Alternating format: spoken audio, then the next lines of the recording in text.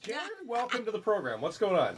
Well, we have a couple of things going on. The big thing is that Venus, the planet of love, has changed signs, and it's gone from the sign of Taurus into Gemini, where it will stay for 4 months. Normally, Venus goes through a sign in about 4 weeks or so, but because how close it is to the Earth and our motion, it actually retrogrades. So it goes in April 4th and does not exit there until August. So I thought, wow, any planet in a sign for 4 months, I need to tell people what they can expect from that. And because Venus is the lesser benefic, it brings good things wherever it goes, I thought, wow, good news. That'd be a nice thing to share with the rest of the group. So I thought I would start with Aries, since that's the first sign of the zodiac. For them, the pace of their day-to-day living picks up. Negotiations go really well for them. And Aries can end up cutting themselves a fairly decent deal. And they'll probably get the very best advantage over the next 3 or 4 weeks or so. And after that, they'll just be greedy. So if I was them, I would go with whatever is decided by the end of this month. I would sign on the dotted line and go, thanks a lot. Gotcha. For Tauruses, it's about making more money. And they've got a two-pronged plan, because Gemini is the sign of the twin gods, Castor and Pollux, and it's a duality thing. So Tauruses everywhere have 2 different ways to increase the amount of money they make, and either one of them, if they give it their undivided attention, will end up with a really decent financial result for them. So, and I read today that Bank of America was shortening their short sale process, and Taurus rules banking, so I think that bodes well for the economy in general. For Geminis, Venus is in their sign. It's all about falling in love, staying in love, getting love. It has to do with the Gemini getting what it is that they desire. And Geminis have had a really rough time since November, so anything that gives those guys a break, they are really looking forward to. And for them, single Geminis will attract someone, married once their marriage goes well. Geminis pretty much get what it is that they want. For Cancers, they're going to have to give more than they get over the next 4 months or so, which I think is awful. That's a long time. To give more than you get, yeah, without whining and moaning. Precisely. And they have to realize that sometimes it's just an investment in their karmic future to give stuff when they don't think they're going to get anything in return. And also, sometimes Venus in your 12th house is love behind the scenes, and you're going to get caught.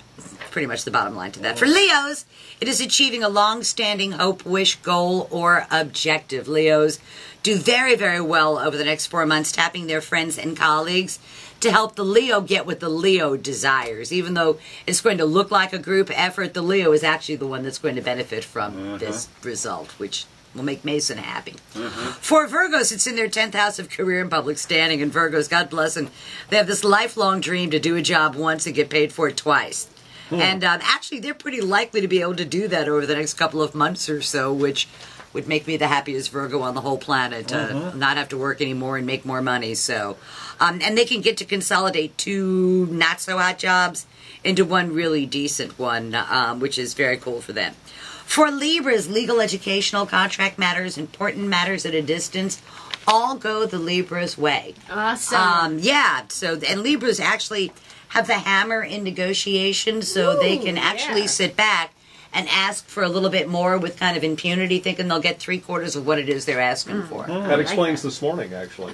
It does. So glad to be able to clarify that for everybody. It's all clear to me now. All part of the big picture, the big plan of things. For Scorpios, money flows their way. Scorpios get that financial break they've been looking for. And it's from unearned income. It's not through the fruits of their labor. And I don't want to say money falls out of the sky on them, but they benefit from other people's resources flowing their way, which is a very cool time to be a Scorpio. I say they should pick up the tab. For Sagittarians, Venus is in their 7th house of partners, open enemies. Partnerships go very, very well. Their professional image goes well.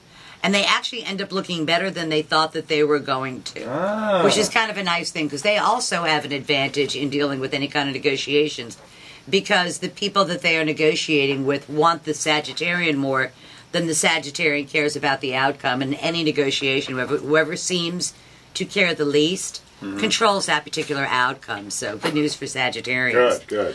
For Capricorns, they get to work twice as hard. And I'm not sure they're really happy about that. They get to work twice as hard for not as much money. For Aquarians, they just want to have fun. Venus is in their 5th house of love affairs, amusements, pleasures. I wish I was an Aquarian, because they have the most fun over the next 4 months or so.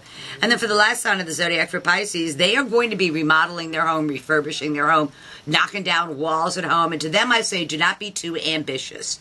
Make sure you have a really clear plan of what you're going to do and how much it's going to cost. And then if they're remodeling your kitchen, for crying out loud, go move someplace else while that's being done. Because there's just no reason Always for that. Always good advice, yeah. Yeah, it's good advice. So it's tomorrow's news today for the 12 signs of the zodiac. And thank you, Janet. Always a pleasure. You know what?